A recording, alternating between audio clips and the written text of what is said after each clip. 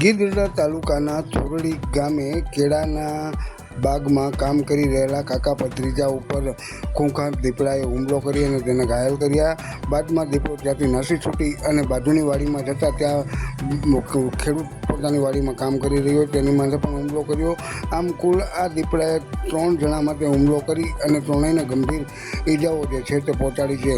આ દીપડાના આતંકથી ગ્રામજનોએ વન વિભાગને રજૂઆત કરી હતી અને વન વિભાગે પહેલેથી જ તે દીપડાને પકડવા પાંજરું મૂક્યું હતું, પરંતુ દીપડો પાંજરામાં ન ગયો અને કેળાના બગીચામાં કામ કરી રહેલા કાકા ભત્રીજા અને અન્ય એક ખેડૂત પર આ ખૂંખાર દીપડાએ હુમલો કરતા તેને 108 મારફતે ગીરગઢડાની સિવિલ હોસ્પિટલ ખાતે સારવાર અર્થે ખસેડવામાં આવ્યા છે.